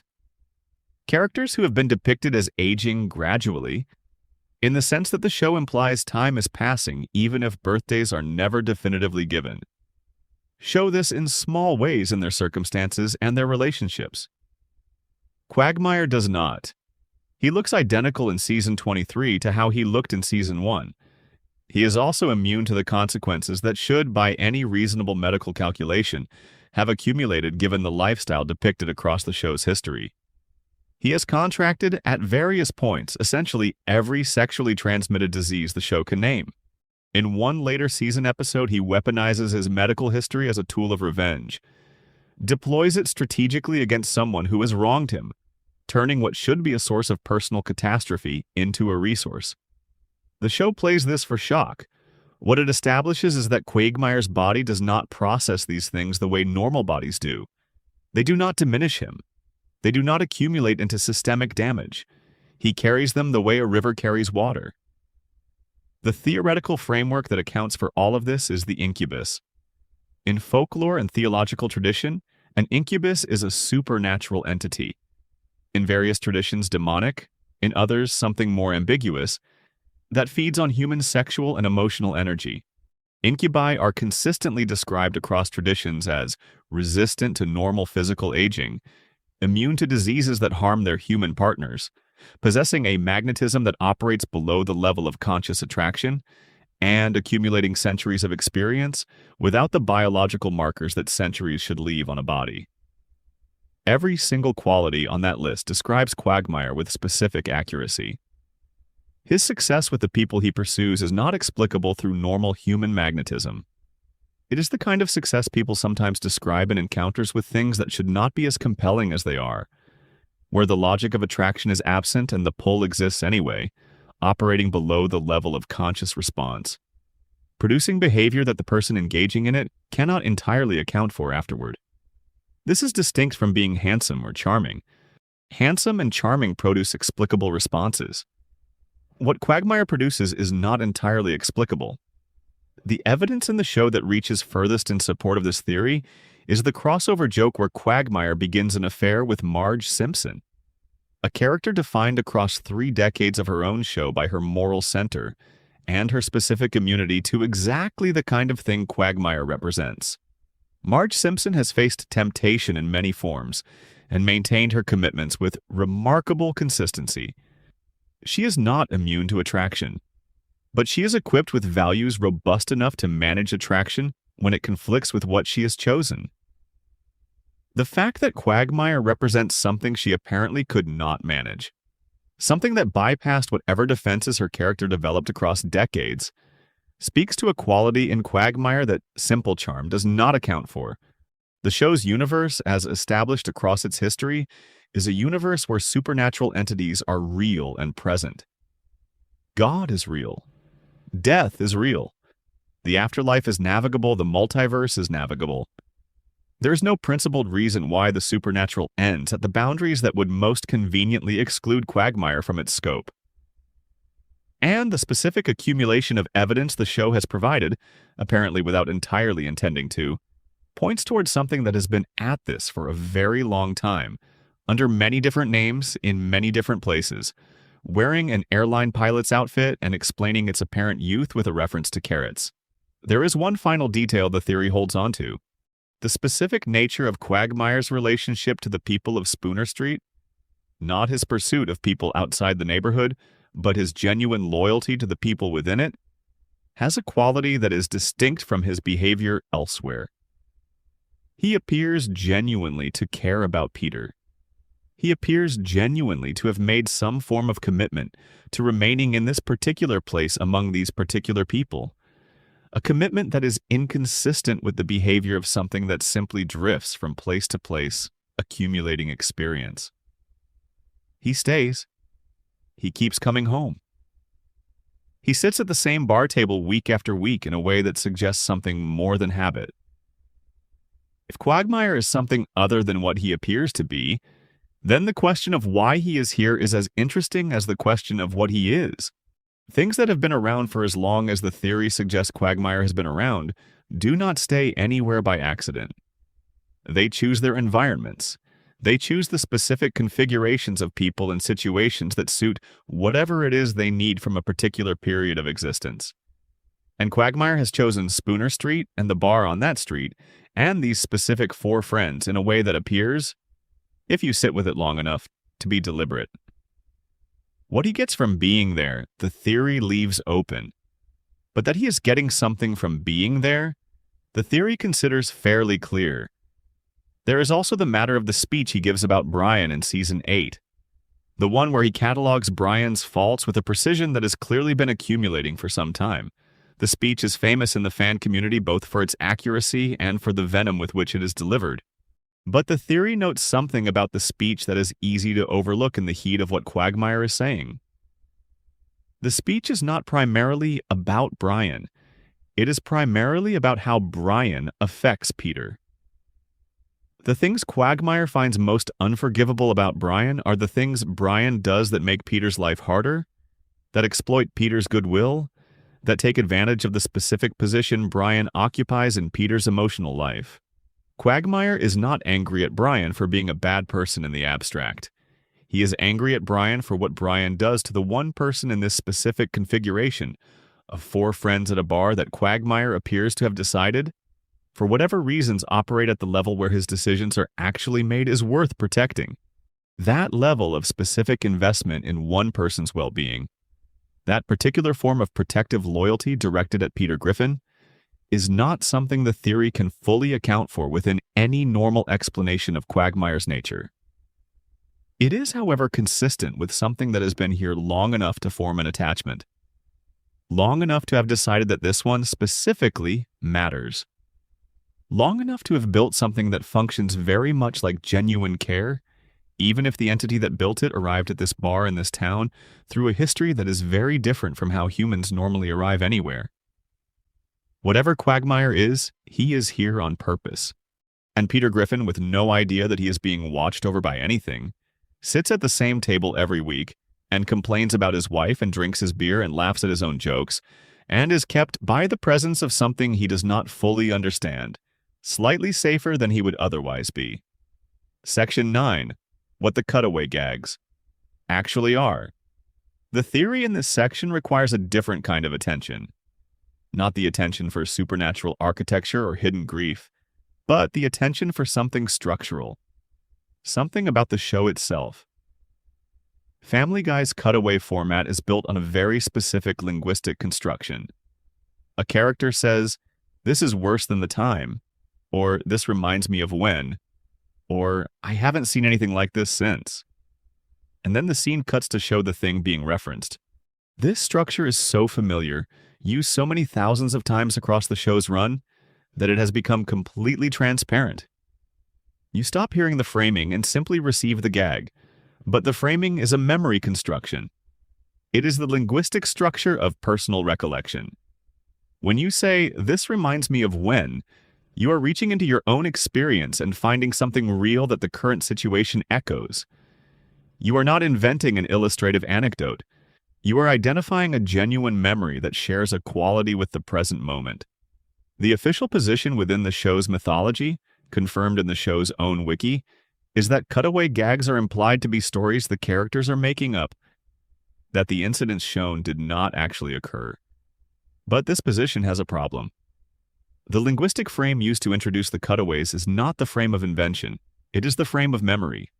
If the cutaway gags represent actual memories, things that actually happened to Peter Griffin or whoever is introducing them, then Peter Griffin's life is impossible to contain within a single human timeline. The things he references as personal memories span not just decades, but historical eras and geographical locations and physical circumstances that no single human life could plausibly contain. He has memories of things happening to him that are impossible under the physics of the universe that the main show inhabits. The theory holds that this is the evidence, not of Peter being confused or embellishing, but of Peter having accumulated experience across a much larger scope than a single human life in one timeline and one universe allows for. The connection to the multiverse reading is direct. If Stewie has been traveling between universes and using the Griffin household as his base of operations for his entire apparent lifetime, Peter may have been exposed, perhaps repeatedly, perhaps without full awareness, to the temporal and dimensional disruption that Stewie's technology produces. The residue of that exposure might not leave visible marks on Peter's surface consciousness, but it might leave exactly the kind of sediment that shows up when Peter reaches into memory for a comparison. A vast, internally inconsistent catalog of experiences from multiple versions of the same life, lived across multiple branches of the same reality. The episode Back to the Pilot reveals something about how cutaways actually work that is easy to miss. When Brian and Stewie return to the first episode and observe the 1999 characters, those original characters are shown waiting during cutaway gags in a very specific way. They simply stand in place, doing nothing, while the gag plays out somewhere outside their immediate physical experience. They are not in the cutaway. The cutaway is happening somewhere else. They are waiting for it to finish. This is a strange thing to show. It means cutaways are not happening in the main physical reality of the show. They are happening somewhere adjacent to it, in a space that is accessible from the main timeline, but not identical to it. The theory says that space is where Peter's accumulated memories live. Not in his head exactly, not in the way human memories are internal and subjective, but in a slightly separate reality that his consciousness has access to. When Peter reaches into memory, the show cuts to that somewhere and shows you what is there. The memories are real. They exist somewhere real. And the someone who has accumulated them has lived much more than a single Rhode Island lifetime. Whether this reading is comforting or unsettling depends on how you feel about Peter Griffin, carrying an impossible number of lives' worth of experience inside a body that appears to have no idea how much it is holding. What the theory does not resolve is the question of what it costs, if anything, to carry that much. Whether the weight of accumulated memory from multiple versions of the same life adds up to something. Whether it explains in some fundamental way why Peter seems to operate at an emotional level that is simultaneously simpler than anyone around him, and occasionally, in the wrong light, heartbreakingly vast. Whether the moments when Peter laughs too hard or loves too clumsily, or reaches for something he cannot quite articulate, are moments where something from another branch of the same life is trying to surface through the version of Peter that currently occupies this particular house on this particular street. The cutaways might be those moments, the brief windows into something that exists at a level below the normal flow of the episode. Memory that does not belong to this specific branch rising up when a particular reference pulls it loose. The entire strange catalog of things Peter Griffin has apparently experienced, impossible, contradictory, spanning impossible ranges of context and era and physical circumstance, arriving in the present the way things from very far away and very long ago tend to arrive. Without warning, with strange vividness, and gone before you can hold them clearly. Every single one of those gags is a window. The theory says, look through them while they are open. The specific language that introduces a cutaway gag carries more information than it usually gets credit for carrying. There are two primary versions of the setup line. The first version is, this reminds me of when, past tense, specific, anchored to something that happened at a specific moment that Peter is now recalling. The second version is, this is just like that time, similarly past tense, similarly anchored to memory. These two versions are doing something linguistically distinct from a third type of introduction, which is, it's like or imagine if. Present tense, speculative, unanchored to any specific remembered moment. The theory is interested in the first two versions almost exclusively, because those are the ones claiming to be memory. Those are the ones where Peter is asserting that something in the past happened in the specific way the cutaway is about to show. And what the cutaway then shows, the impossible range of contexts, the contradictory timelines, the sheer improbability of the accumulated catalog of things Peter Griffin has apparently personally experienced, becomes a catalog of claimed memories. A record of what Peter says happened, what Peter insists, through the mechanism of the cutaway, that he was present for. No single human life could contain all of the things Peter's cutaway memories claim for him. That is the entire point of the comedy. The absurdity of the memories accumulating into something impossible. But if you take the memories seriously as the theory proposes, the impossibility becomes evidence of something rather than simply the texture of a joke format.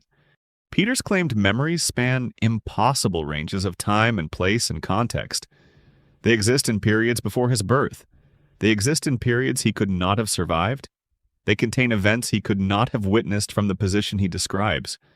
They contain information about historical moments and cultural episodes that a man of Peter's education and circumstance has no obvious explanation for knowing firsthand. Unless the version of Peter who is having these memories is not confined to a single lifetime.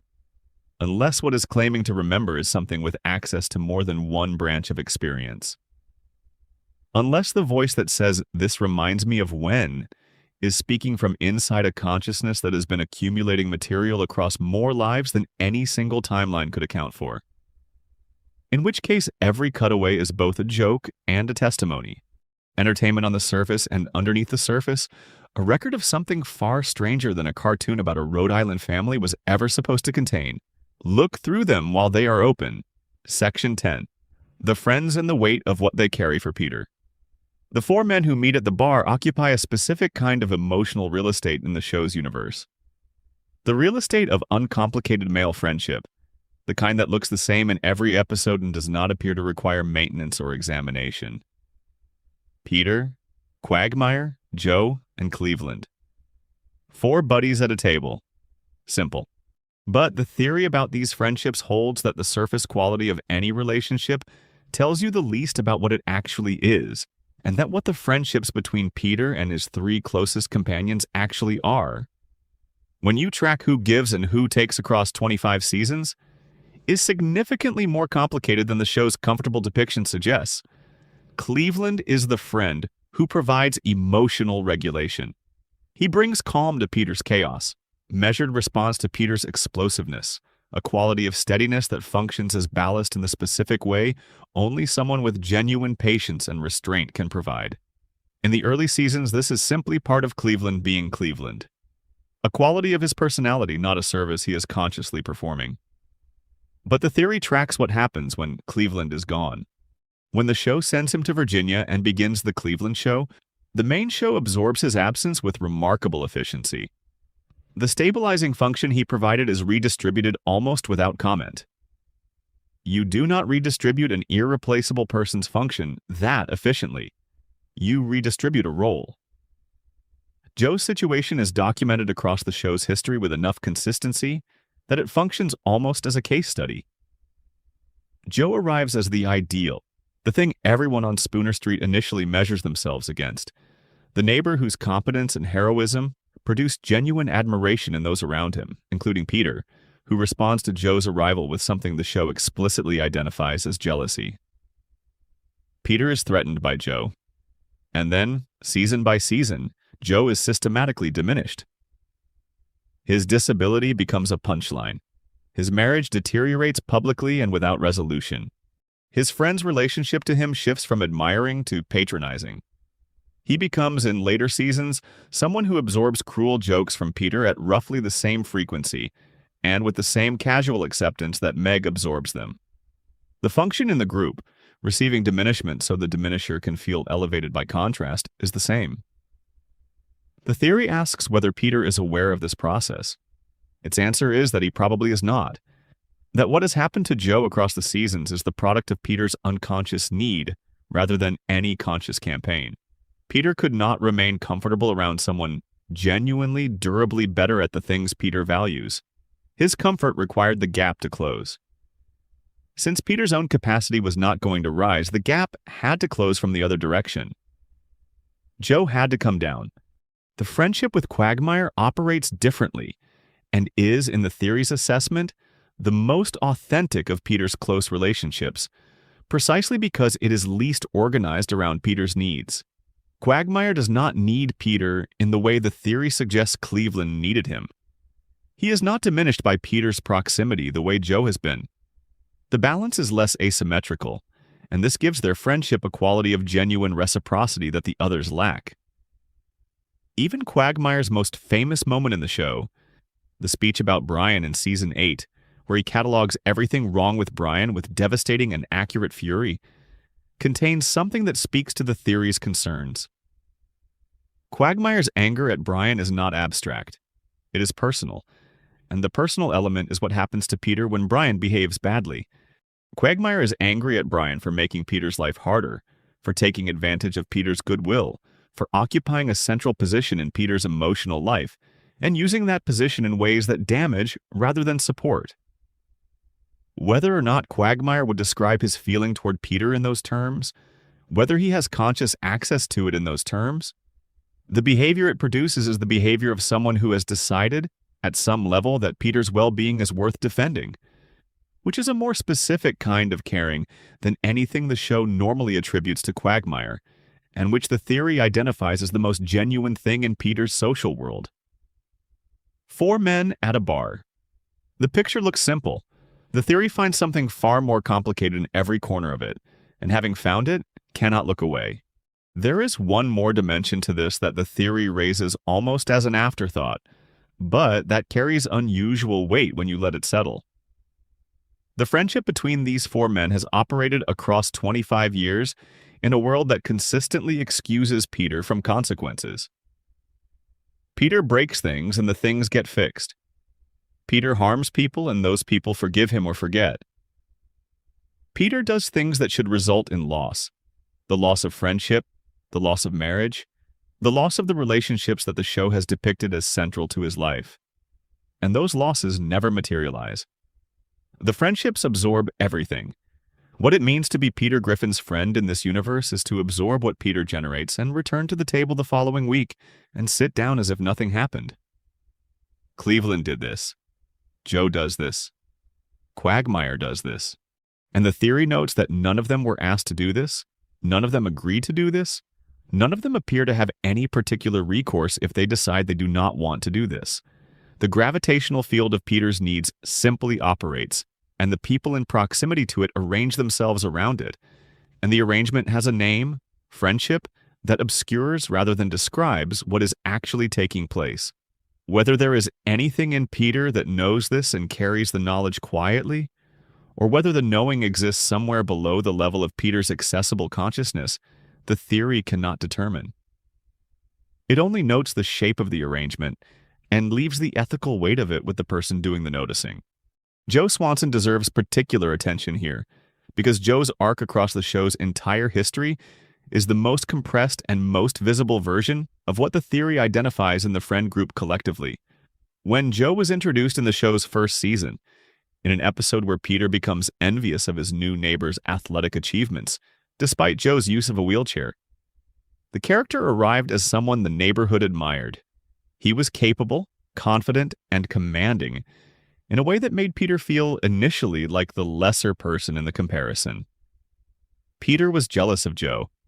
That jealousy was the episode's central comic engine. Trace what happens to that dynamic across the following 2 decades, and what you find is an almost perfect reversal.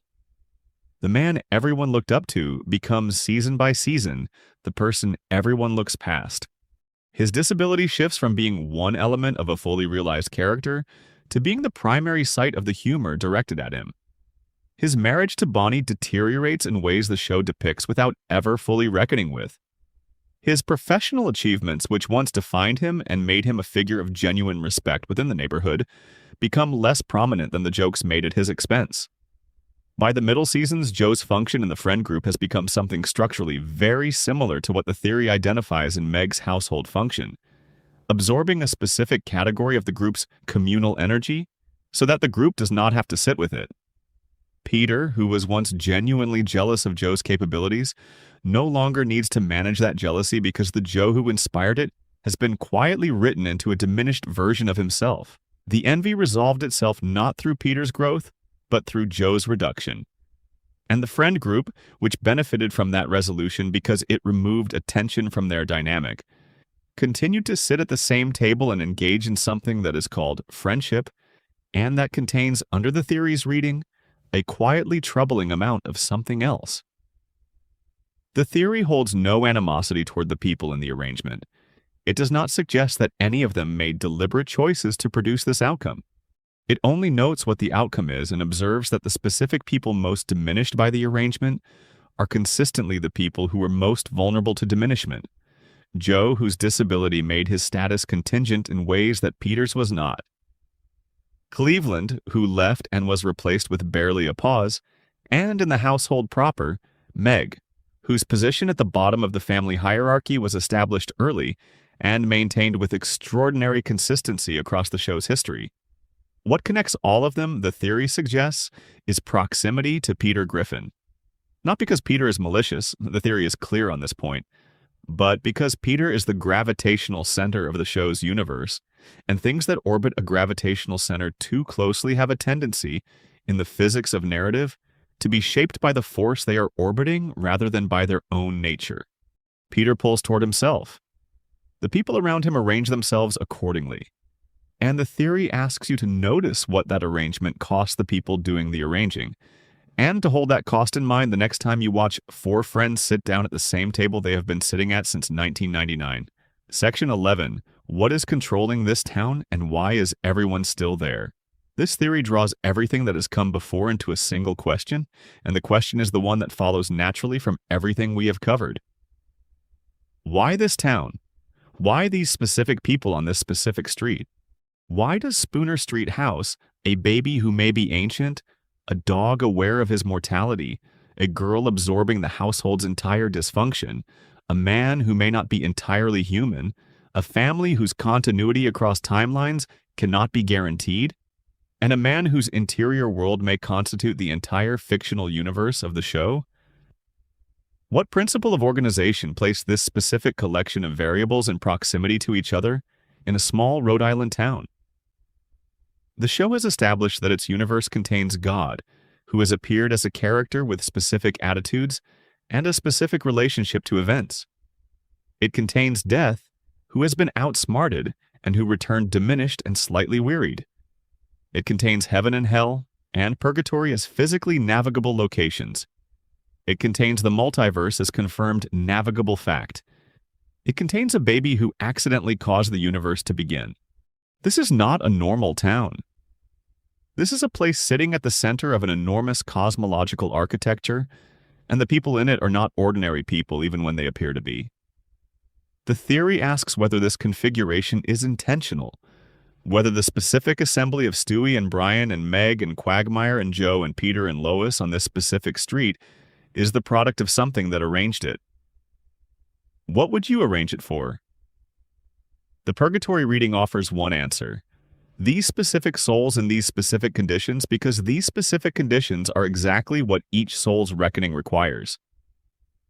The Mental Hospital reading offers another. These specific people in these specific roles because a grieving man's unconscious assembled the configuration that his grief needed. The Multiverse reading offers a third. The specific branch of reality where this exact configuration exists was selected. But by whom, and toward what end? The God theory draws on all three and adds observation as the missing element. What if the specific configuration of the Griffin household was assembled not primarily to facilitate the residents' reckoning, but to produce something observable? What if something is watching this specific set of variables interact and is interested in what the interaction produces? What if the show we are watching is itself the product of someone else's watching? A nested observation. A story about a family being watched by something that is itself being watched by us. In one episode, God appears and seems both amused and slightly tired. The amusement of someone watching something they have constructed and know the contours of, but continue to find interesting in its specific unfoldment. The weariness of someone who has been watching a very long time and has seen many variations of this but remains, despite everything, curious about what happens next. The town holds everyone in place. Cleveland left and came back. Joe cannot transfer to another city. Quagmire is a pilot with the freedom to go anywhere and comes home every time. Peter has never seriously considered leaving. Lois has the family connections and resources to rebuild elsewhere and has not. Something keeps them all at the same table on the same street, in the same small configuration that has been running since January of 1999. What that something is, the theory does not definitively name. It notes only that the show has given us enough confirmed cosmological machinery to explain it. Enough confirmed supernatural infrastructure, enough confirmed entities capable of arranging things at the level of a household on a specific street in a specific town, and leaves the final identification to wherever your own mind takes it when the room is dark and the show is still running softly in the background. Something is watching. Something has been watching for a very long time. Something is curious about what happens next, about whether any of these souls will do what they are placed here to do, about whether the configuration will eventually produce the resolution that appears to be the point of the whole arrangement. And the Griffin family in their house on Spooner Street continues to not know this. Continues to have the same arguments and the same disasters and the same recoveries, reset every week by whatever mechanism holds their world in its particular suspension. Continues to be exactly who they are, held in exactly the configuration they have always occupied for exactly as long as whatever is watching decides to keep watching. Which, given the renewal deal signed in April of 2025 that carries the show through its 30th anniversary in 2029, turns out to be quite a while yet. There is a quality to the town that the show depicts with remarkable consistency across its entire history. A quality of boundedness, of containedness, of being a place that has a kind of inwardness to it. Characters from outside Spooner Street arrive and become part of the configuration with unusual ease. Characters from within Spooner Street leave and return, as if the gravity of the place is stronger than whatever pulls them elsewhere. The town has a center of mass, and the house at the address where the Griffins live appears, in episode after episode, to be where that center is located. What sits at the center of a configuration that something powerful has arranged? The thing that configuration is arranged around. The thing being protected, or observed, or tested, or all three simultaneously. The thing that justifies the specific assembly of all the other variables in the arrangement. The theory does not tell you what that thing is. It notes only that the house is at the center, and that the house contains Peter, and that Peter contains whatever grief built this world in the first place. And that grief of sufficient depth and sincerity has always, in the oldest stories humans have told, been the kind of thing that attracts attention from forces operating at a level above ordinary human experience. Something is watching. Something has always been watching. And the Griffin family continues, week after week, to not know this, which may itself be part of whatever the watching is for. The show has depicted its God directly in episodes that give the divine entity a face and a voice and a personality. He is depicted as someone who makes mistakes, who has regrets, who does not always intervene when intervention seems called for, who operates with an agenda that is not always clearly legible from below. He is depicted, in other words, as someone who watches without always acting, who maintains an interest in what is happening in the world he created without necessarily steering every outcome. That specific quality of the divine as the show has rendered it is exactly the quality the theory needs to be coherent. A God who watches without always acting is a God who could be watching the Griffin household with full awareness of everything the theory proposes is happening there. The grief at the center of it, the constructed nature of the world around it, the accumulated weight of what the arrangement is costing the people who are bearing it, and who has decided, for reasons the show has not revealed, that the watching is what is called for rather than the acting. What that watching accomplishes is a question the theory poses and then sets down without answering. It may be that the watching is itself the thing that makes the continuation possible, that whatever sustains the world Peter has built requires an external witness. The way certain kinds of grief require witness to be fully processed rather than simply endured. It may be that the watching is a form of patience, the specific patience of something that has existed long enough to understand that certain processes cannot be hurried. It may be something entirely other than either of these, something that the framework the theory is working in does not have adequate vocabulary to name. The theory holds the question openly. It does not need an answer to make the watching meaningful. The watching is meaningful on its own terms, by virtue of being sustained and attentive and directed at something that has not yet come to its conclusion. What is being watched is still in process. The question of what it is in process toward is the question that will not be answered until the show ends. The show is under contract through 2029. Whatever is watching has time. Section 12. Why these theories follow you out of the room. The show is still on. Somewhere on some cable channel or streaming platform, the Griffin family is doing something that will leave no lasting mark on anyone involved by the time the episode ends. The house will stand. Peter will be fine. Meg will have absorbed whatever needed absorbing. Brian will pour another drink. Stewie will be in his room with something nobody has looked at closely enough. The town will hold them in place as it always does. As it has always done. What makes these theories linger? What gives them the particular quality of things that surface in odd moments at odd hours? Is not that they are elaborate, or that they required great imagination to construct. What makes them linger is that they are built from the show itself. Every piece of evidence used to support them was placed in an episode by a writer who may or may not have been aware of what they were building. The raw material was always there. The purgatory reading works because the show built characters trapped in conditions specifically calibrated to the shape of their incompletion. The grief reading works because the show built a world with no consequences, and a man at the center of it whose interior life is the only possible explanation for why consequences do not accumulate. The Stewie reading works because the show showed too much, documented too clearly the scope of what Stewie is actually doing, and the impossible gap between that scope and the world's response to it. The Brian reading works because the show gave us 40 minutes in a bank vault, and in those 40 minutes let Brian say something true about himself that the rest of the show's running time has carefully avoided saying. The multiverse reading works because the show confirmed the multiverse exists and then left every inconsistency in the record without explaining it. The Meg reading works because the show documented her situation with more precision than it intended, and because Seahorse Seashell Party exists and cannot be taken back and sits in the show's catalog as something stranger and more uncomfortable than a comedy episode has any right to be.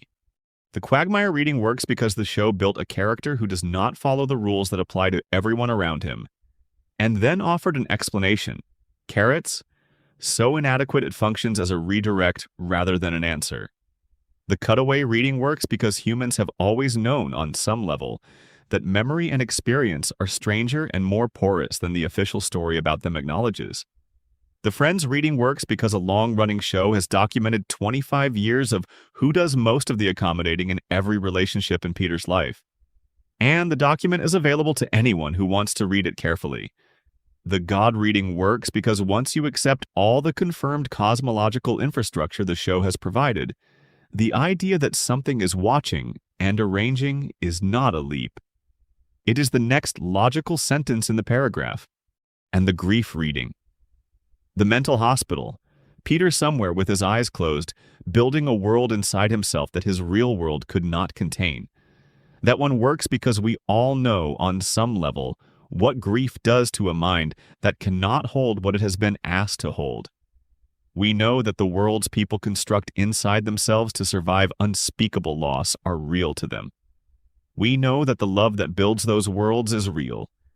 We know that reconstructing the people you have lost is an act of love so sustained and so thorough that it deserves something other than the word delusion.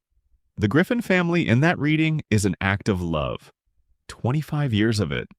An act of love so thorough that it has produced more than 20 seasons and a 2025 renewal extending the show to its 30th anniversary, and an audience that has been watching and theorizing and sitting with the specific warmth and the specific wrongness of this fictional household for longer than some members of that audience have been alive. Peter Griffin, sitting in his room somewhere with his eyes closed and his family preserved in the only space that can still hold them, every week, without stopping. The house on Spooner Street intact every morning because the morning requires it. The reset button pressed not by lazy writers but by a man who has already lost everything once and has decided at the most fundamental level of what remains of his will that he will not let it happen again.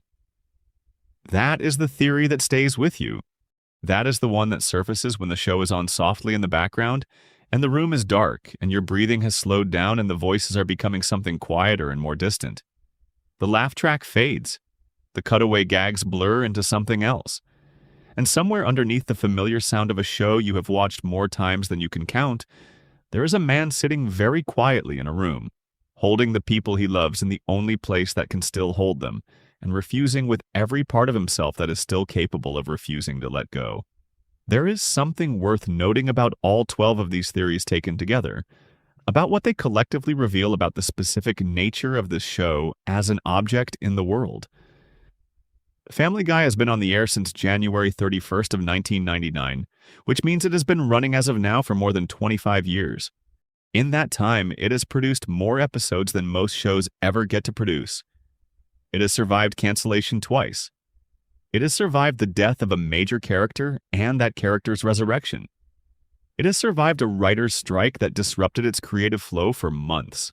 It has survived the departure of its creator from active creative oversight. It has survived declining ratings that would have ended almost any other show at almost any other network. It has survived all of these things and continued, week after week, to put the Griffin family back on screen. And the theories suggest that this persistence is not accidental, that something in the structure of the show makes it resistant to ending in ways that go beyond simple business calculations about production costs and streaming revenue and merchandise licensing. The purgatory theory says the show cannot end until the reckoning is complete. The mental hospital theory says the show cannot end until Peter either heals or the world he has built becomes too thin to maintain. The multiverse theory says there are infinite possible endings and infinite possible branches, which is functionally the same as saying there is no ending at all. The God theory says ending requires the permission of whatever is watching, and whatever is watching has not yet indicated that it is done. These are very different theories arriving at the same place from very different directions. The show continues. Something in it resists the kind of conclusion that most stories eventually arrive at. Something in it prefers to keep the Griffin family on Spooner Street, in the reset loop, with the consequences clearing every week, and the next episode beginning with everything more or less intact. The theories do not tell us when that ends. They only describe the shape of what is keeping it going. Somewhere in that shape, if you look at it carefully enough and in the right kind of light, you can see what Family Guy actually is beneath everything it presents itself as being. Not a comedy about a silly Rhode Island family. Something much older and stranger. A story about a world that someone built to hold the people they could not afford to lose. A story about souls in a middle place, moving or not moving, reckoning or not reckoning. A story about an ancient consciousness in a yellow onesie sitting in a high chair, keeping watch over a household that does not know it is being kept. A story about a dog at the end of a short leash, writing his own permanence against a deadline he can calculate to the day. A story about a girl who chose, again and again, to be the thing that the household needed her to be, even when that meant not being anything else. A story about a town that would not let anyone leave. A story about something watching all of it from a position the show has carefully declined to show us directly. And in the middle of all of that, doing the impossible work of making all of it feel like a cartoon about nothing serious, the laugh track runs. The jokes arrive at high velocity. The cutaway gags pull you out of whatever was just happening before you have time to sit with it. The surface stays busy and warm and familiar and loud, and the deep stays deep. And what lives in the deep stays in the deep, patient as anything, waiting for the moments when the surface gets thin enough. Like right now, in the dark, with the show still running softly somewhere and your eyes getting heavier, and the voices getting softer, and the shapes of the Griffin household becoming something more like a dream than a television program. Rest easy, the family is still there. They will be there next week. They will be there in 2029. Whatever is watching will keep watching, and the town will hold everyone in place, and the reset will clear the slate, and by the time morning comes, everything will be exactly as it was. Nothing has been lost. Not yet. Not in Peter's world. Sleep well. If this video kept you company tonight, a like and a subscribe go a long way toward helping this channel keep making things worth staying up for. See you in the next one. If you made it all the way to the end of this, I want you to know that genuinely means something. These took a long time to put together carefully, and if any of them change the way you see the show, even slightly, man, that is exactly what this channel is for. Drop a comment and tell me which theory got to you most. and tell me where you are and what time it is there.